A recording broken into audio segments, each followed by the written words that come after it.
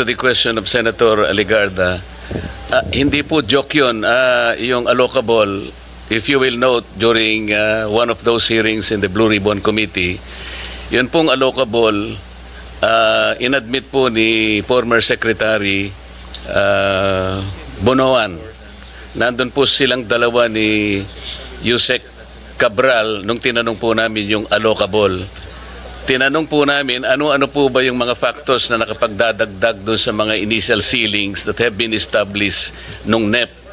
So sinabi po nila yung allocable funding, yan daw po ay talagang inahanda nila, particularly in the House of Representatives kasi sila yung mayroong power of the purse, para hindi na molestyahin, well, pardon for the using the word, para hindi na istorbohin yung mga nakalatag sa NEP. Talagang provision po yun na talagang pambibigay dun sa mga members ng House. Inadmit niya po yun. Mahigit pong 300 po talaga ang members ng House of Representatives. Nag-a-average po ng 1 billion ang regular district representative.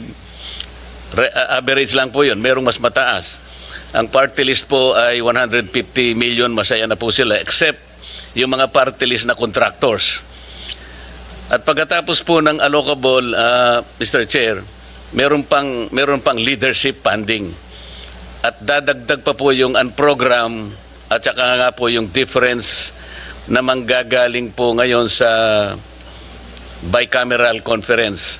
Nung kinumpute ko po yun, and this is recorded in one of the Blue Ribbon Committee hearings, 1 trillion po talagang naidadagdag sa DPWH pa lang. And 1 trillion pesos, ito po yung sinasabi naming taba, kung yun po ay ibabangga natin sa 6.325 trillion na budget ng 2025, 1 trillion is almost 15%. So, hindi po siya joke. Inamin po yun nung recorded po ito. Thank you, Mr. Chair. Mr. Chair, may I? Go ahead, Senator. So, Senator Marcoleta, do you mean itong allocable na ito, itong leadership pa na ito, suhol o lagay sa mga mambabatas? Can you please specify? Ganun ang naging conclusion doon, Mr. Chair. Kasi nga, sabi ni Secretary Bonoan, para hindi na galawin. Pangsuhol talaga. So, nung pong tinanong ko magkano yun, 450 billion pesos. Pagkatapos yun pong leadership, alam nyo naman po yung leadership sa House, merong speaker, may deputy speaker, merong majority leader, at napakaraming assistant and deputy majority leaders. Isama mo po yung mga chairman at saka vice chairman ng Appropriations Committee. Yun po yung 450 billion. Recorded po ito. At pagkatapos yung leadership, 100 billion yan. Nakarecord po yan. Ang program, 150 billion. At yung difference na po, pagkatapos na ng NEP at saka yung GAA, another 400 billion pesos. Yun po yung 1 trillion na taba na hindi naman kailangan po ng ating DPWH kung tutuusin natin. Salamat po, Mr. Chair. Thank you so much for explaining to me, Senator Marcoleta and Sen. Tulfo. Mr. Chair, kahapon po nag-uusap tayo. Sunday we were both working and we both acknowledged that we received the June or July list of allocable but not the September. So I am told by our staffs, wala pa rin. May we request the September as revised. Maski po hindi na yung words allocable, anyo mo, hindi naman kasalanan na may ceiling. Tama po yung sinabi nyo. Hindi naman forever kailangan humihingi ang congressman or ang mga mayor. Tapos, yung hindi district projects, makinig kasi kayo pag tinatanong ko po. Yes, yung hindi po district projects, yun ang tinatawag na non-allocable. Di ibahin natin ang pangalan, non-district, ganun lang. Wala namang masama doon eh. Alam nyo, first, allow me to commend the President and commend Secretary Dizon for heeding the clamor of both houses of Congress. I do not claim authorship of that idea in bringing down the DUPA. Thank you for that. It was declared by the President on the day that he left for the ASEAN meeting. We truly appreciate your listening to the people and bringing it down. But there are much more reforms to be done. I believe that all of us want really reforms and changes that will be felt by our people for bigger fiscal space to give other departments or other programs under DPWH that will really redound to the benefit of our people. Kaya, una, I commend you. Salamat po sa pagbaba ng DUPA na makakasave, sabi nyo, ng 50. Pero sa computation ko, and I'll get back to that later, it should be bigger than 50B. And siguro dapat sagutin nyo yung hiningi ng chair last time, yung natuklasan niyang 271B. At pangatlo, yung sinabi po ng LBRMO staff and the chair staff na wala pa rin po yung September. We don't need the June-July of the previous leadership's allocable and non-allocable. What we need is the 625 billion revised NEP, and then give us ano yung ceiling ng district, ano yung hindi alam ng district. And why do I say this, Mr. Chair? Mahalaga po. Kasi di ba nangyayari ngayon, may mga congressman na tatamaan, may mga ibang sa lokal o district engineer na tatamaan, hindi nila alam. Senator Sherwin himself, we were talking yesterday and we were both asking each other, nasa yung malistahan, pareho kaming we were in the dark, wala pa. And then you told me that indeed, in your district, your brother's a mayor, sa inyong Kong, and there are projects you don't know. Then we feared you could be blamed for it, and is that, we were asking each other, yan ba yung allocable? We don't know.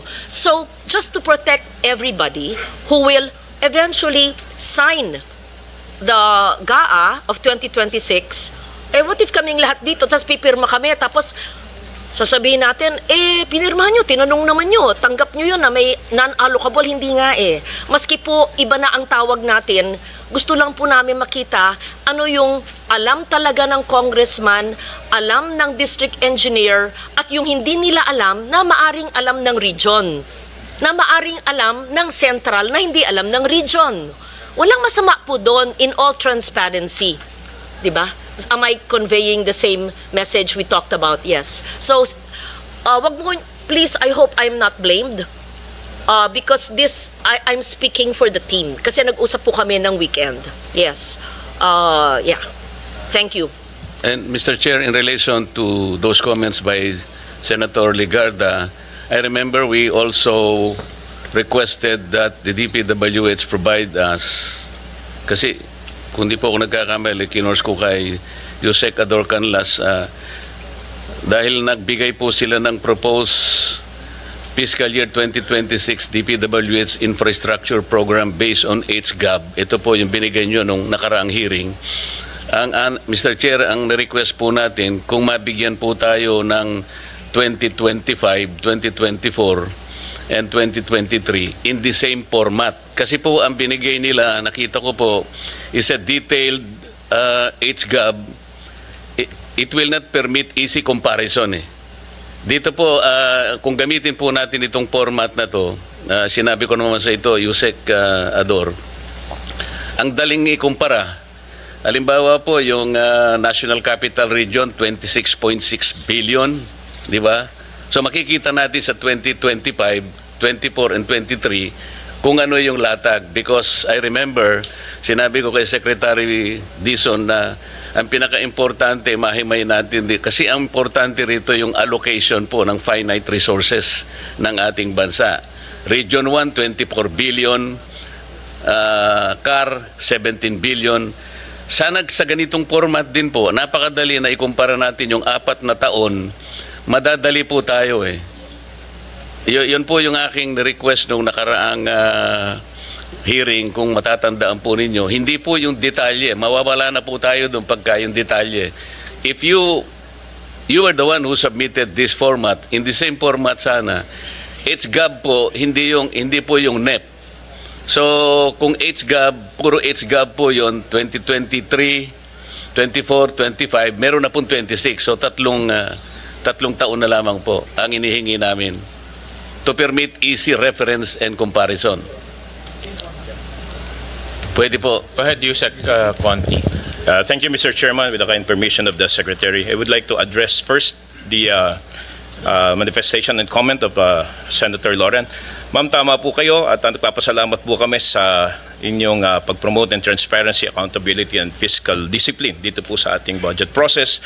And I'm conferring with Director Bote. Tomorrow morning, we will be submitting as requested, Mr. Chairman, yung pong hinihingi nyo na allocation per district, kasama na po yung allocation in totality per region so that the committee would be properly guided po based po doon sa request po ni Senator Lauren. Yusek, i-ano lang po namin, i-stress lang namin, based on HGAB. Yan, apo. Yan And number po, 2, yung request po ni Senator Marcoleta, we will be furnishing you with the 2023, 2024, and 2025 HGAB following the format submitted Yes, sir. similar to 2020. Yes, sir. Mr. Chair, Chairman. kasi po itong binigay nyo based on GAA Kaya medyo hindi comparative. At Yusek Ador, nasabi ko rin sa iyo na pwedeng isama rin yung sa party list. Kasi dito po sa sinabit ninyo itong 2026 based on HGAB, walang party list dito eh. Bakit ko po ini-insist yun? Meron pong party list kasi na contractor congressman. Alam na po ninyo siguro kung sino yung sinasabi ko. Yung pong ordinary party list, masaya na siya sa 150 million allocable. Pero po yung contractor party list, iba po yun. Kaya gusto po naming makita, this is still in relation to the truthful allocation. Dito po nagkakaroon ng problema. Pwede po ba yun? Isasama po natin ang party list. Dito po sa HGAB po ninyo, 2026, wala pang party list. At tama po Mr. Chairman, because the party list wala ko siyang distrito will try to extract as Opo, much as possible. wala kaming ano, kasi Kung ano lang po available. nationwide po kami. Pero Yes. makukuha nyo kung ilan po yung na-allocate per party list. Tama po. Natin non-allocable. Mr. Chairman, to be quite honest, I'm asking.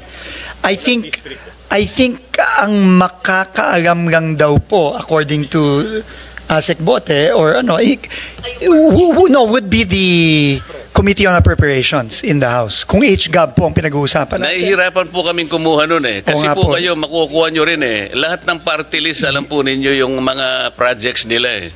So doon na lamang po natin kunin. We will try our best, but according to our budget staff po, Mr. Chairman, parang medyo bulag ho ata kami doon eh. Bulag ang DPWH kung which party list got this, that got this. Kasi nga ho, there's no district eh. Kasi po kami naniniwala, mas authentic yung makukuha nyo kasi kayo yung nakakaalam ng mga We projects will try our nila. best. Mr. Chairman, we will try our best po. But right now po parang yeah. We will try our best, Mr. Chairman. But I'm being told now that it's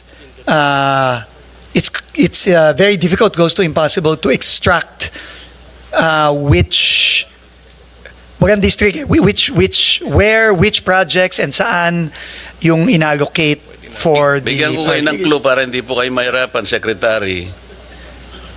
Yung mahihirapan lang kayo, konti lang yun. Kasi yung mga contractor party list, congressmen yun eh. Yun pong ordinary party list lang, kagaya ng Sagip party list, 150 million lang po yun eh. Pero pagka yung malalaking party list po na contractor talaga, yun lang ang pagsikapan ninyong itotal. Doon po makikita yung lopsidedness. Meron pong distortion talaga dyan. Mga contractor po sila eh.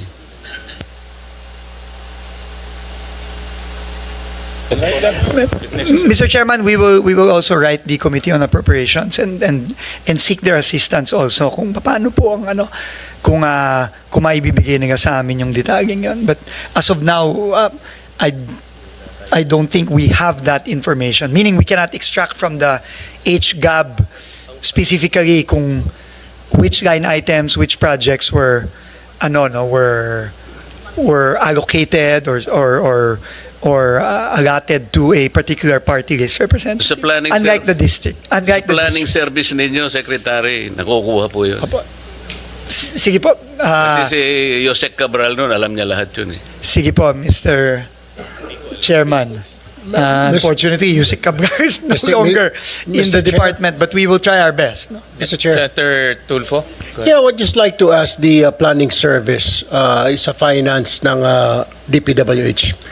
Ito ba yung sinasabi because walang specific na district yung budget at saka so maaring may naririnig kasi ako nung when I was in the House of Representatives na pwedeng bumili si ganito ng pondo kay ganito.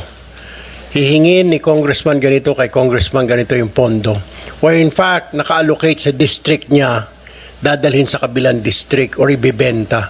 I know you've heard about that. I mean, Mr. Secretary. We have heard similar stories, Mr. Yes. Mr. Chairman. na yung pondo niya, pwede kong bilihin and dalhin ko, pwede ko ibenta ulit hanggang sa 3 kamay magpapasa-pasa. So, from 20%, nagiging 30, naging 40, Yes. hanggang sa wala nang natira because nga binenta yung pondo. Could it be, ito na nga yung sinasabi ni Senator Marcoleta, yung we have heard allocable na ito. we have heard, Mr. Chairman, similar stories, and we've gotten similar information na yung bentahan, bilihan, yung parking, yung sagasa, yung mga ganyang mga terminologies. I think this is actually part of the ongoing investigation by the Independent Commission right now, and we have been asked to submit documentation as well for this. But as to kung itong mga sa party list ay kasama dito, well, it's possible po na kasama yan, although like I said po, mukhang hirap kaming at least sa department na i-identify kung magkano yung mga yan, saan yan, kanino ginagay. No, yun po ang medyo, I think we have a bit of a hard time getting all that Mr. details. Chair, Senator Lloyd. salamat po sa inyong sagot, Secretary. Kaya nga, last week pa namin hinihingi yung NEP revised, allocable at non-allocable, maski iba na ang salita, district project at non-district, doon makikita yung kanilang hinihingi. Yung pong tanong nila, doon makikita. Kasi yung hindi po alam ng district engineer, titigman natin. Hindi alam ng congressman, district engineer at ng mga mayor sa distritong yon, alam dapat ng region. Pag hindi alam ng region, alam dapat ng central. Pag hindi po nila alam lahat, tatapyasin ng Eagle Eye Chairman. Ganun lang po yun, di ba? Mapo. So I think what we're asking for will address the concerns of the other senators. If we are really serious, and I'm Yes. sure you are serious about cleaning up the system. Yes. Ma'am, I think Thank you. there was just a little bit of confusion on the terminologies because in the revised NEP, the new team actually did away completely already with the concept of allocable, non-allocable. No? I think in the letter of Undersecretary Conti, ma'am, Mr. Chairman, to the Honorable Senator, we explained our process, but sabi naman ni ma'am na we will just submit it based on legislative justice para lang makita. Naintindihan ko na po ngayon no yung point ni Senator Loren na all we want is, let's say, X district got this much, we will validate with a congressman or the district office there. To shorten your work, Yes. hindi na kailangan po i-validate. Ito, 625, di ba yung NEP revised? Per district po, yung Magkano? yung sa district ito, yung region or central ito. So, iniba lang yung pangalan, hindi lang natin ginagamit allocable Yes. and non-allocable. Kasi, Understood, ma'am. just to simplify, sabi po ni Director Bote, ang allocable, yung ceiling po ng budget ng congressional district, allocable. O sige, ayaw nyo gamitin yun, ayaw din namin. So, tawagin natin district projects. Yung hindi po district projects, tinatawag sa dating leadership ng non-allocable. Ayaw po natin gamitin yon. Di tawagin natin non-district projects. Pag hindi po alam ni district engineer at ni congressman at ng lokal, di region siya o central siya o question mark, sino pa? Di ba? Ganun po. So, district, non-district. So, district, synonymous to allocable. Non-district, synonymous to non-allocable. Yung tinatanong po nila, parking, sagasa, whatever, ay siguro sa non-allocable dati. So, aalamin natin. Doon lang natin makikita yung hugis at yung maaring mga tabang pwedeng putulin kung makita natin yung non-allocable synonymous to non-district. Tama ba ho? Thank you. Agree ba? Very clear, ma'am. Nakikita- Now, Director Bote and the But you have to Undersecretary. identify for us, hindi lang yung suma total, this district, 1B. Hindi. Lagay nyo, 500 district, 500 previously known as non-allocable, now called non-district. Ganun lang. At for all you know, these are national convergence. Malay mo may highway doon. Malay mo may... Ganun lang.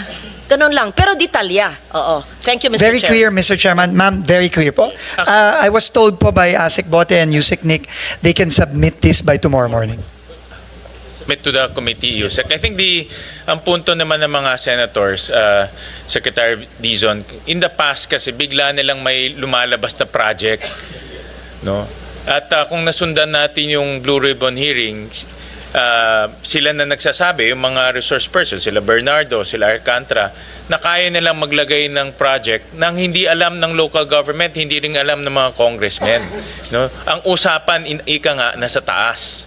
That's the point Senator Loren and the rest of the senators are trying to make. So that makikita natin kung ano yung mga projects na coordinated on the ground, ano yung bigla nilang dumadating dahil may usapan na sa taas. That's the point. No? So just submit to the committee, Yusek, para maano natin. We will, Mr. Ma-process Chairman, natin. thank you po. Very clear na po ngayon. Ma'am, thank you so much. Secretary, we go to red flag 1. Yes, just again, Mr. Chairman, with your permission, maybe 5 examples na lang po. No? 5 examples lang, no? So just to summarize, next slide please.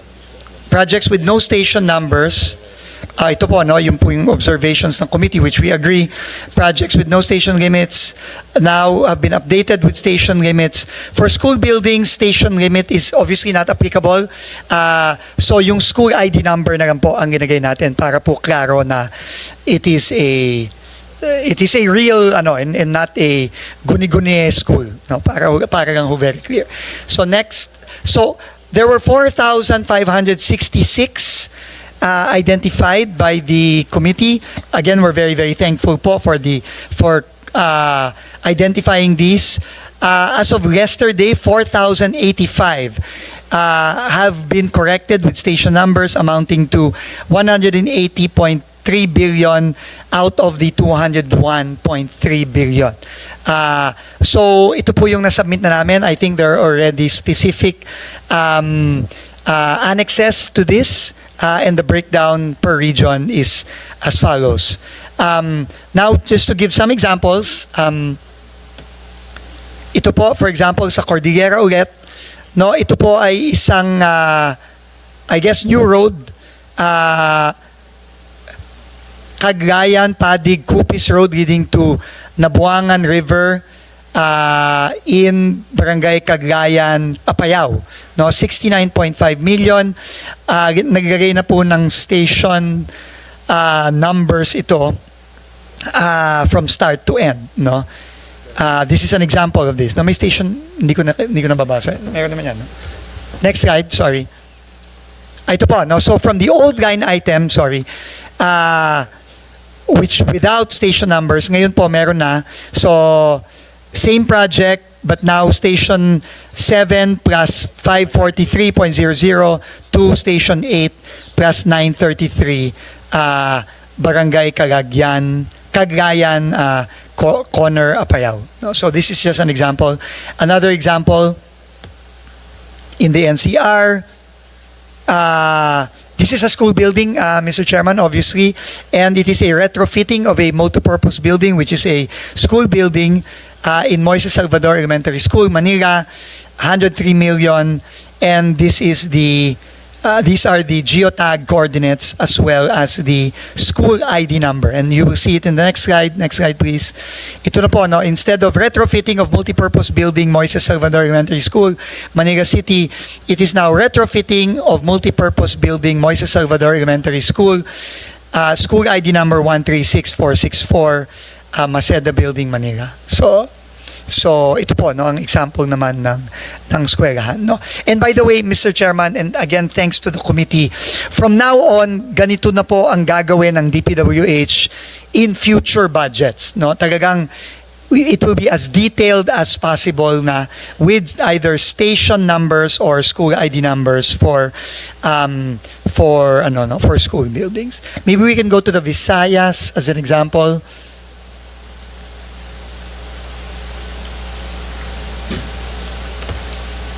So ito Capiz no, it is a road no 100 million ito na po yung ano no can you go to the old name? Ano to? So I suppose this is a continuation.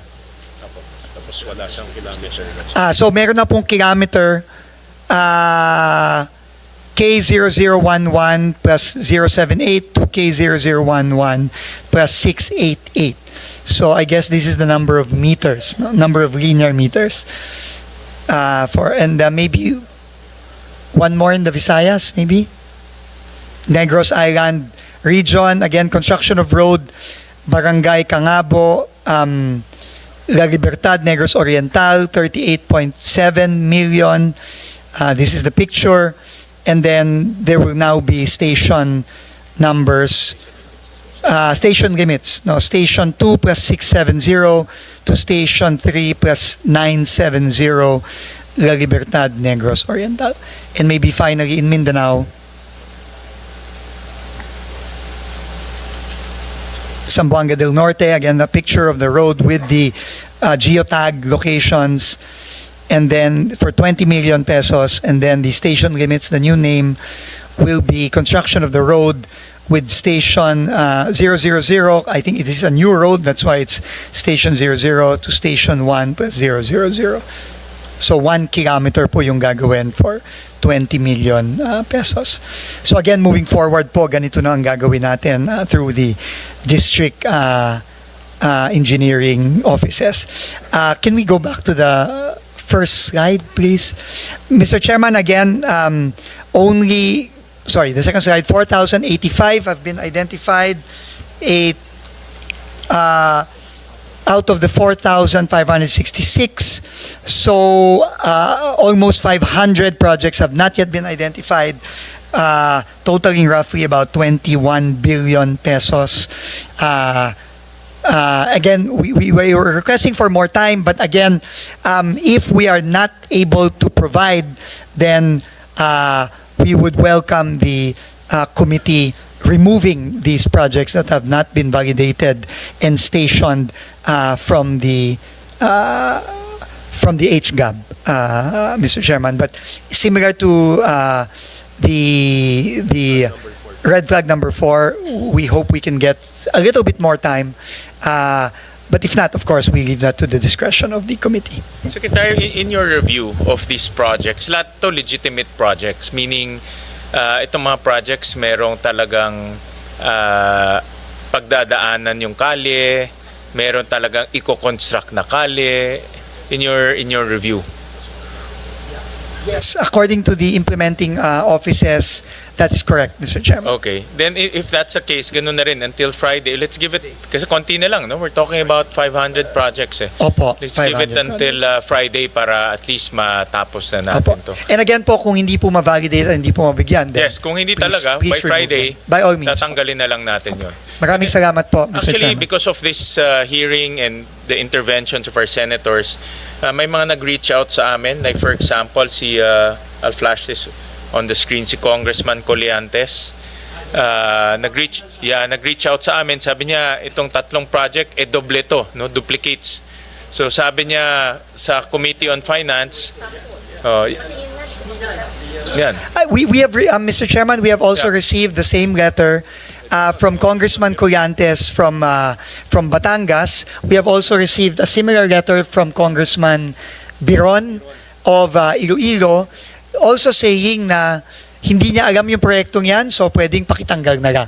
So, and obviously, I mean, we will be... Opo. So buti si Maite. Maybe this is what the Yeah. point of Senator, which is well taken po. Nag-reach Thank out you, siya Mr. sa Chairman. committee for the committee to consolidate or to remove itong mga project na ito. But this is an example na yung mga congressmen, they themselves on the ground, hindi nila alam na may doble, no, na ganito. At siyempre, baka nangyari ito magaling sa central, binaba, hindi nila alam. Kung merong usapan sa taas, madadamay sila. No? So sila nag-reach out sa amin. And then, yes, yeah, go ahead. Sir, Yeah. paano yun? So we commend the congressman who wrote you, si Maitet, o anak niya.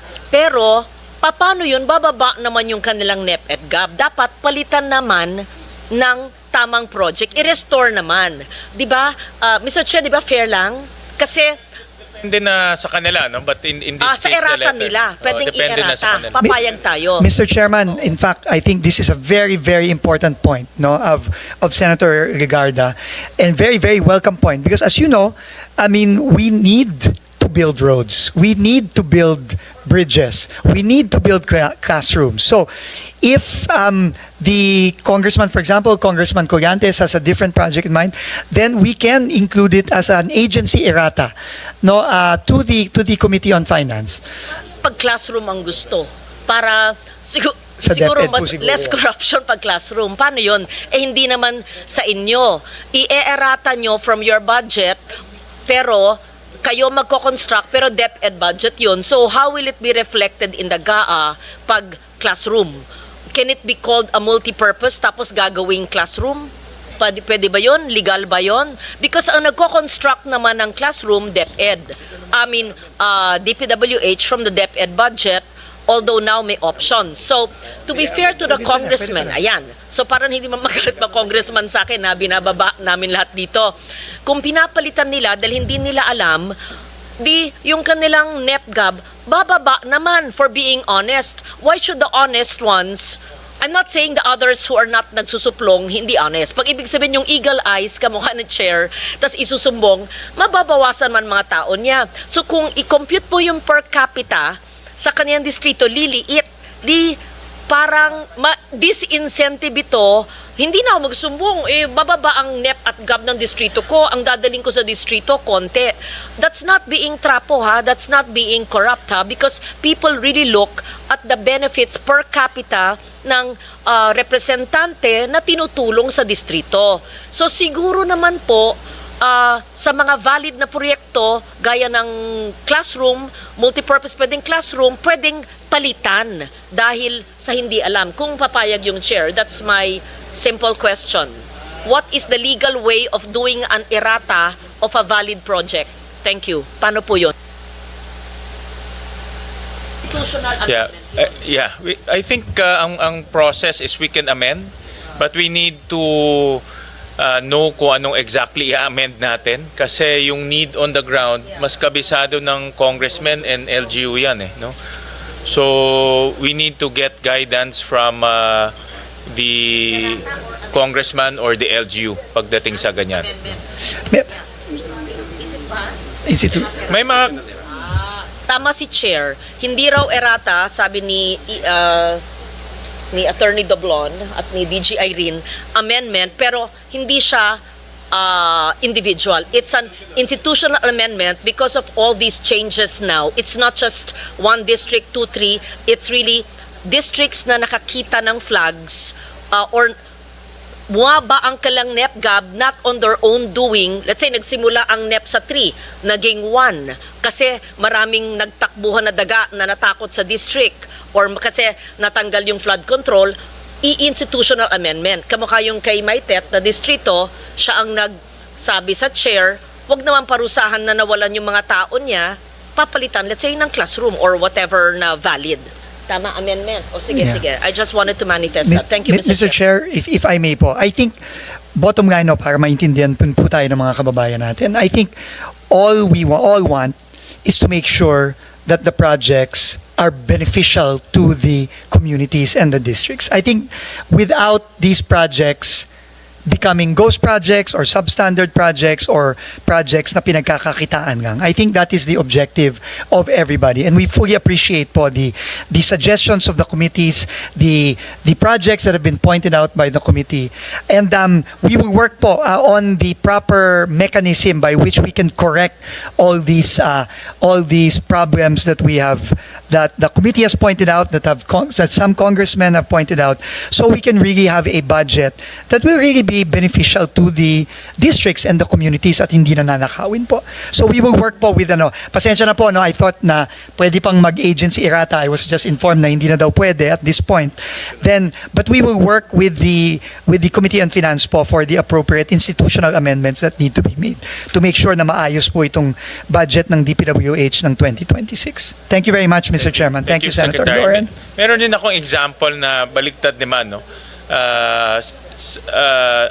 Si Mayor Biazon reached out to us. Ito kasi na-point out namin sa Muntinlupa. On the same year, may construction, 10 million, and then on the same year, may rehab. Teka, Carla. On the same year, may rehab, no, sa Muntinlupa. But he explained to us that this barangay, itong barangay Putulan, malaki ito. In fact, yung 30.3 million, 5 project pala ito in different areas. These are legitimate projects. Balik. These are legitimate projects. No? Hindi siya ghost project. Meron talaga siyang mga lugar. Ang problema nga, dahil generic yung entry, no, hindi natin malaman ngayon na 5 project pala ito. No? So, kawawa naman yung LGU, na-accuse siya ngayon na, or kawawa naman yung congressman or LGU, na-accuse siya na mali itong project, pero sa totoo, beneficial pala sa tao nila, no? Dahil 5 project to. So, may maraming ganitong project na pag ganitong malalaking barangay, I suggest, i-granular pa natin, identify yung kalsada. Diba? I-specify natin yung kalsada para hindi naman ma-accuse yung local government or yung congressman na itong project na ito ay hindi tama, no? Yeah. Mr. Chairman, ito nga po, no, and first time ko pong nakita itong complexities ng DPWH budget, no? And tama po kayo, no? And I think the key here to ensure transparency and to ensure that na tama yung mga proyektong may implement is really to go very, very granular. Ang napansin po kasi natin dito, dahil nga siguro napakahaba na ng budget ng DPWH, I think this is over 700 pages in the GAA, no, nagiging generic po ang line items. When in fact, dapat mas granular, mas specific. And I think this is the right direction moving forward. And if we could get a copy po of the details here, then maybe, we can have it validated and then just resubmit, no, a more included in our submissions for Friday po, Mr. Chairman, no? I think yung mga ganito mas alam to ng mga district engineer. Yes. No? Kasi like itong document on the right, ito binigay siya lang sa amin to ni Mayor Biazon dahil meron siyang, I guess binigay sa kanya ito ni Congressman Fresnedi. But itong ganitong document, nasa district engineer siya, hindi namin alam yan eh. Nasa GAA, basta nakita namin sa GAA is rehabilitation of multipurpose building, yun lang. Hindi namin alam na 5 project pala ito. No? So, we'll request the district engineer kung mayroong mga ganito na legitimate naman, no, valid naman yung project, i-breakdown na nila, no, by street para granular yung ating description. No? Thank you po. And Mr. Chairman, we will also need your help as well, maybe with the Department of Budget and Management, because there will also be some need for some readjustments with the budget nomenclature, no, yung how the line items are described and named, kasi po minsan doon din masyadong generic din po ata yung nomenclature ng DBM, and I think we need to be more granular and specific, and that needs to be allowed po in maybe starting this budget i-allow na, no, para ho mas klaro sa ating mga kababayan, no. Thank you very Secretary, much. itong gamitin natin itong nangyayari as a rude awakening for all of us to reform even our budget nomenclature, our budget process, even the way we craft the budget itself, no? And this is where kami dito sa Senado, yun rin gusto rin namin maayos, na pagdating sa budget, walang room for discretion. Implement lang. Pag in-approve yung budget, ang department implement lang ng tama, hindi implement ng mali, implement ng tama. So yun ang namin ginagawa ngayon, linalagyan na namin ng detalye para hindi na wala ng room ang mga corrupt officials na paglaruan yung generic titles. So ito yun ang ginagawa namin ngayon sa Senado. We agree po 100%, Mr. Chairman. Thank you po. Question lang, a little tweaking of the allocable. I am told in some districts, pati ang district office implements non-allocables. Kaya nga naguguluhan ako, kala ko pag i-define natin yung non-allocable na above the district, pero meron din daw ibang distrito na ang tawag sa project ay non-allocable. So na-confuse na naman ako. Baka Senator Marcoleta can help me explain. Anong ibig Yes. sabihin nun? Yes, thank you. Senator Dizon. Mr. Chairman, Secretary Dizon. thank you very much to Senator Lauren again. I mean, her wisdom through the years really shows, because that is exactly one question I asked also when I came in. Bakit may mga halimbawa, kasi di ba may thresholds of authority ang mga district at regions, no? 150 sa district, 400 sa region, binaba na po natin yan, kinagahati na po natin yan. Pero apparently, the secretary can delegate authority, even if it is above. Say, the region is 400 only, but the project is 500 million, 500. The secretary po baga can delegate authority via an order to the region, even if it is above na the threshold, no? So pwede po pagang gawin yon. So I think that is what has happened. It's really kayo po ang mag-identify sa list of district projects per congressional district. Ano yung allocable or non-allocable? Kala ko it's as simple as pag sa district, ito. So meron din pala within the district, pero ang tawag dati non-allocable. So maybe you should identify when you submit tomorrow, ito ay district projects na alam talaga ng district engineer na vinet ng district. Para sagot ni engineer, to be fair to him or her, sagot niya. Pero ito, ini-implement sa district, hindi niya alam. Binigay ng region o ng central, care of. Kanino? Para ano naman siya, kawawa naman yung mga, tapos kung may nagpark doon, kung ano man ang tawag niyong salitang yon, kawawa naman kung maputukan siya later on, kung substandard, tas ay hindi ko po alam yan, pinakausap sa central, kawawa naman yung DE, di ba? Sige. Absolutely correct, Mr. Chairman, ma'am. We will do that. Senator Marcoleta. Pwedeng magtanong ng paiba naman. Mr. Chair, gusto kong tanungin sana ang ating secretary, kasi noong September 11, 2025, kayo po ay nag-file ng criminal complaints doon sa 20 opisyalis ng DPWH, DEO, First District ng Bulacan. Tama po. At noong September 19, 2025, sa order po ng ating then acting Ombudsman Dante Vargas, 16 of them were placed under suspension. Ano po ang status ngayon ng mga yun? Mr. Chairman, yung pong 16 na yon, suspendido pa din, but we have already initiated dismissal proceedings dun po sa 16. Yung po kasing 4, na-dismiss na po yon. Si Alcantara, si 20 po kasi yung opisyalis na yon, no? Na nakasuhan sa unang kasong final natin before the Ombudsman for the First District of Bulacan. Yung pong 4, si Alcantara, Hernandez, Mendoza, Duya, ay 2 Mendoza, Alcantara and Hernandez ay na-dismiss na po. Yung pong 16 ay suspended, pero ongoing na po ang kanilang dismissal proceedings under civil service rules. Kaya ako po tinanong yun, Mr. Chair. Noon po kasing September 17, 2025,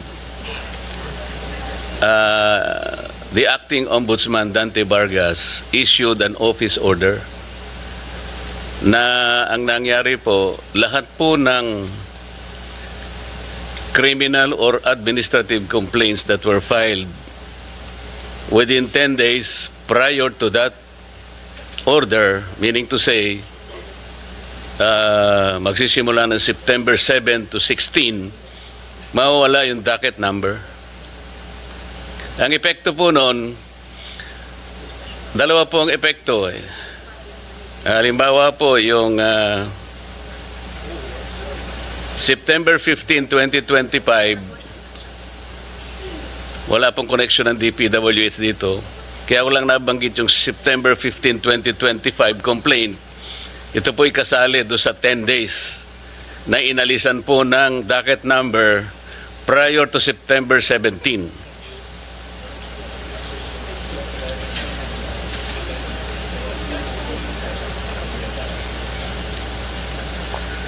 So, ang epekto po ng September 15, 2025, ito po yung pinail ni Acting Mayor Baste Duterte. So dahil naalisan po ng docket number yung final niya, dahil na-cover po ng office order, yung pong ombudsman natin nakaligtas. Dahil ang immediate effect po ng pagkakaalis ng docket number, these cases will now be under evaluation. Sa Makatwid, hindi sa active case. Kaya po si Ombudsman ay nakakuha ng clearance at nakalusot po yung aking kaibigan, Crispin Remulla, as now the Ombudsman. Kaya po binabanggit, yung pong inyong pinail ay covered po September 11 po kasi sa Makatwid, kung naalis din po ng docket number yon, nalagay sila ngayon sa evaluation process. So sa Makatwid, kung makikita ninyo, walang basis yung preventive suspension because they became cases under evaluation. Napansin po nyo, Secretary?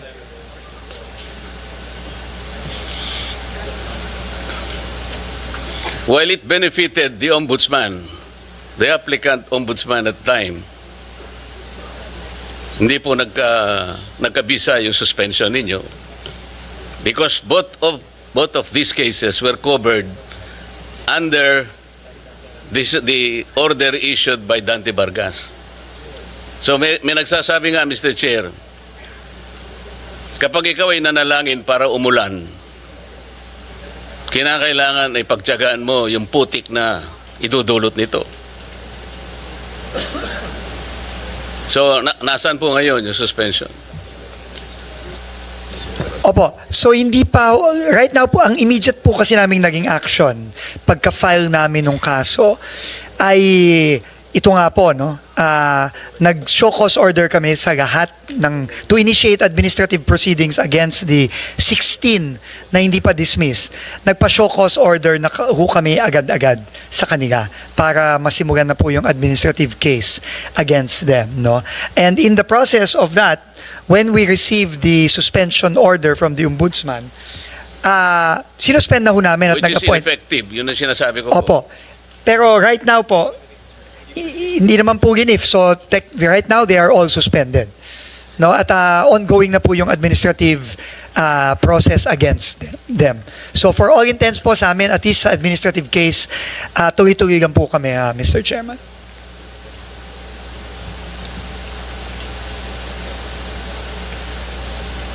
Mr. Secretary, nakikita ko po kasi dito, meron kang USEC for Regional Operations. Merong isa ring USEC for Regional Operations. Parang si USEC Bisnar yata, Luzon. O ika naman, no ka rin ka USEC. Pasensya na po kayo, Kapampangan kasi kaya. Visayas, Mindanao.